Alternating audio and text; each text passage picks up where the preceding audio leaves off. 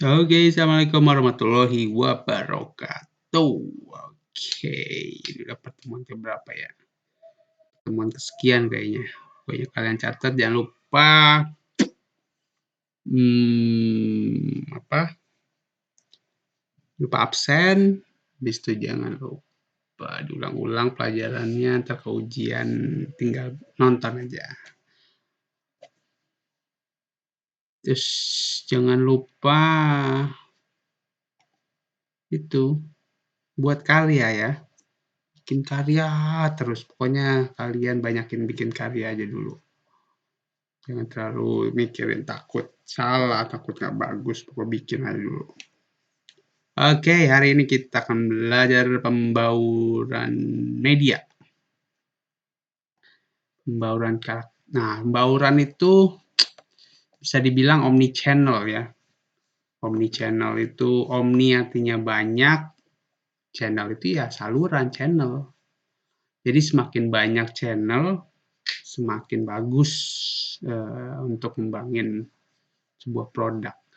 Jadi kalau kalian pengen jualan atau pengen personal branding atau apalagi ya uh,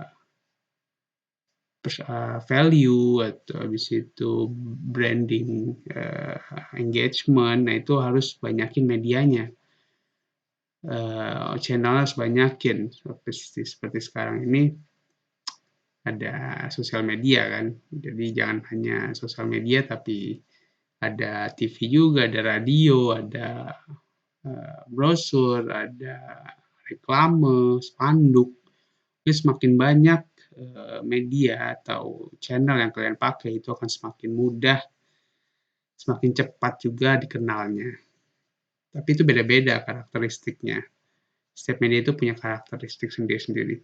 Setiap media memiliki karakteristik yang berbeda, satu dengan yang lain yang mempunyai kekuatan dan kelemahannya masing-masing.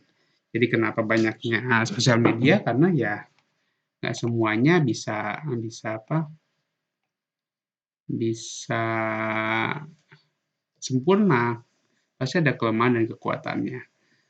Hal ini perlu dipertimbangkan dalam pemilihan media massa, antara lain kebutuhan luas jangkauan dan kecepatan penetrasi. Apabila pesan ditujukan pada masyarakat luas, media seperti radio dan televisi cukup tepat.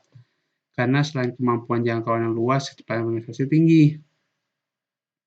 Kebutuhan pemilihan memori apabila pesan ditujukan kepada tetap diingat dalam kurun lama, maka media seperti majalah lebih cocok. Lifespan relatif lebih panjang, majalah lazim disimpan sampai bulan-bulan sementara surat kabar hanya beberapa hari. Jadi itu salah satu apa below, ada up sama below the line sama upper the line. Nah, kalau luas jangkauan itu seperti radio ya cepet sih, kecepatan tinggi, penetrasinya tinggi juga karena jangkauannya luas. Karena kan cuma nonton dan yang nonton banyak sekali, radio juga walaupun Jakarta jarang tapi di daerah mungkin masih pakai. Jadi itu masih bisa digunakan. Kebutuhan luas jangkauan dan kecepatan penetrasi. Nah, itu salah satu. Ada lagi kenapa? Karena kalau kalian nggak cepat-cepat makai, bukan cepat-cepat sih, kalau kalian nggak makai itu akan berat untuk dikenalnya. Tapi ini cepat juga, seperti kalian tahu sekarang dunia semakin bising, kalau saya suka bilang itu, bising kenapa? Kalau dulu kita cuma bisa ngirim berita atau apapun itu lewat surat kabar ke TV, radio itu harus melewati editing dulu, lewatin report dulu. Nah, kalau sekarang setiap orang bisa bikin berita sendiri. Artinya itu di dunia informasi itu bising sekali. Berisik, kalian pun bingung mungkin kalau pengen nyari informasi mana sih yang benar karena semua orang bisa bisa mengeluarkan pendapat tanpa harus adanya filter dulu gitu. Jadi itulah yang sekarang sering disebut hoax itu ya seperti itu. Karena semua orang bisa mengeluarkan pendapat dan semua orang bisa bikin channel sendiri, bikin media sendiri tapi reputasinya belum tentu. Nah, disitulah peran dari setiap orang yang punya akun, makanya itulah digunakannya verifikasi.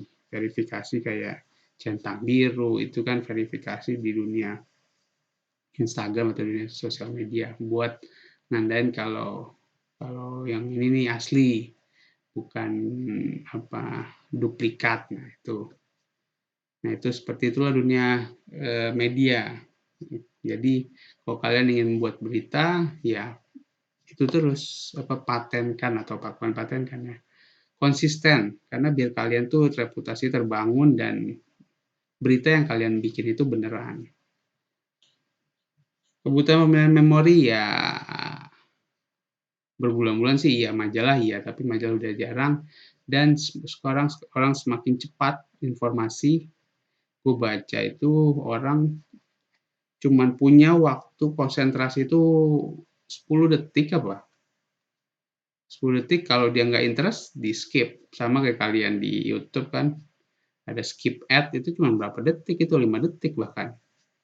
Kalau kalian nggak interest, akan ditinggal itu, akan di skip ad. Jadi, orang sudah malas yang bertele-tele, sekarang semuanya serba cepat. Jadi, kalau kalian ingin buat, apalagi kalian di MKV kan, dunia video, videografi, fotografi, kalau kalian ngebuat 8 detik pertama itu memboring atau bikin bosan, itu akan di skip. Jadi hati-hati, kalian harus padat dalam membuat sebuah berita atau media, karena itu orang zaman sekarang seperti itu. Kebutuhan jangkauan layak yang selektif. Apabila pesan disampaikan dimaksudkan untuk kelompok masyarakat segmen tertentu, maka majalah khusus lebih tepat, misalnya majalah wanita, produk kosmetik, pria untuk motor dan sejenisnya. Jadi layak, halayak tapi selektif. Nah itu udah masuk ke komunitas. Makanya ada magazine yang bola, magazine yang motor, magazine yang kosmetik, make up, Korea. Nah itu kan luas tapi selektif. Jangkauan halayak lokal. Sasaran yang diinginkan dijangkau bersifat lokal, misalnya salah satu kabupaten wilayah. Radio, film kan ada tuh.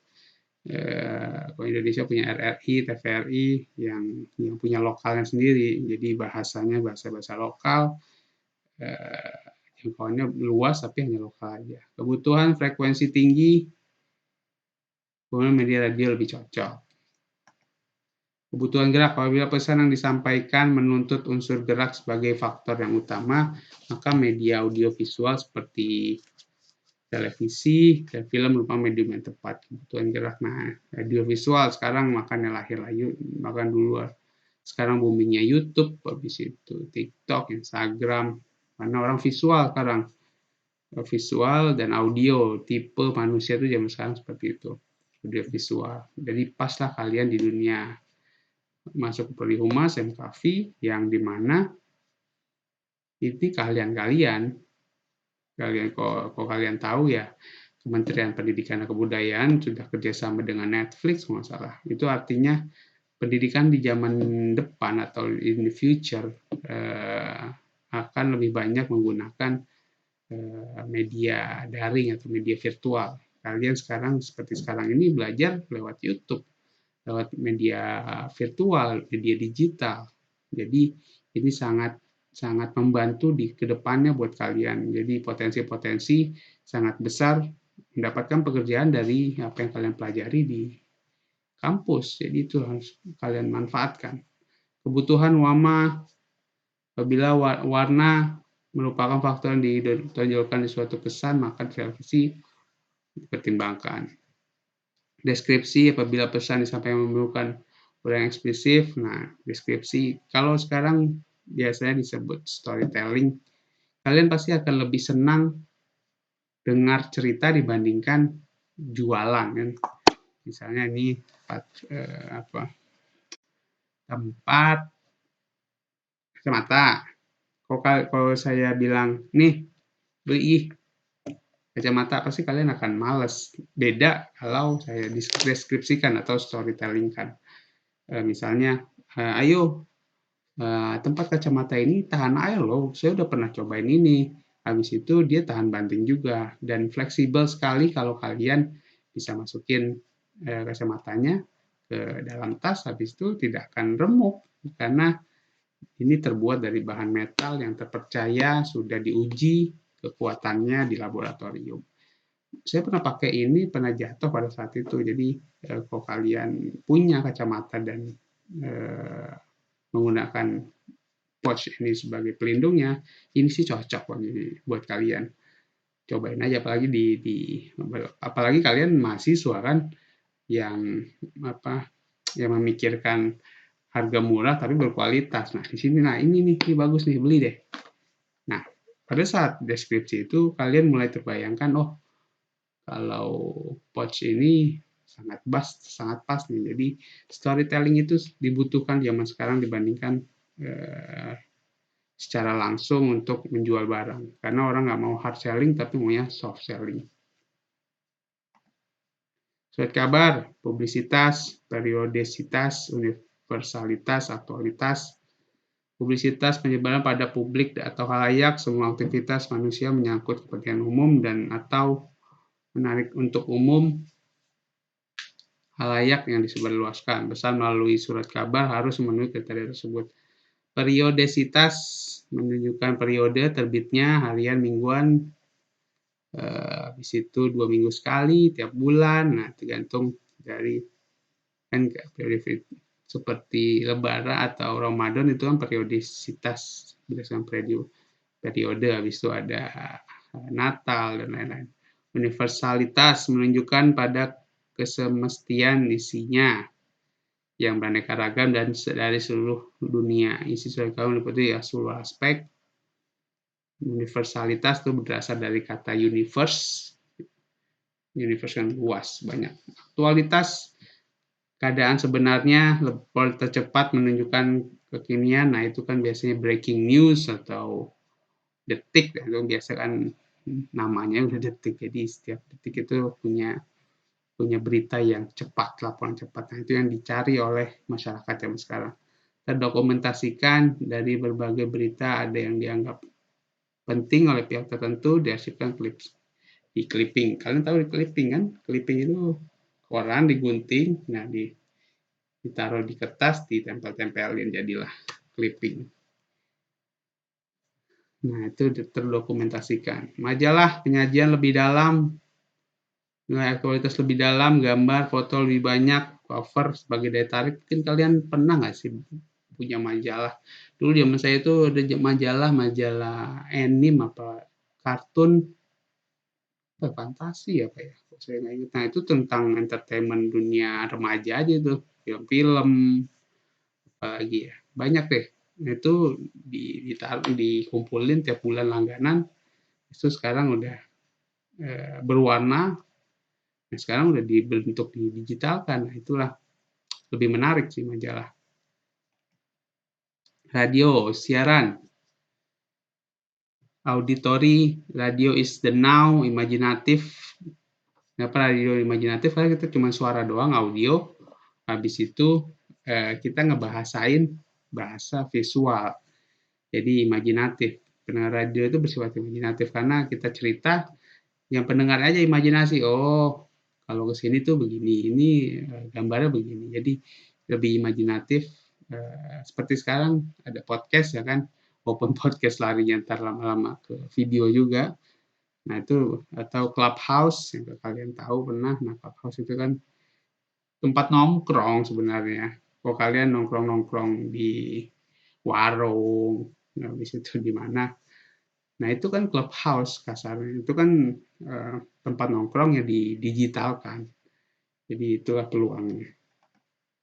Akrab, gaya percakapan, menjaga mobilitas. Televisi, audiovisual, YouTube, televisi juga.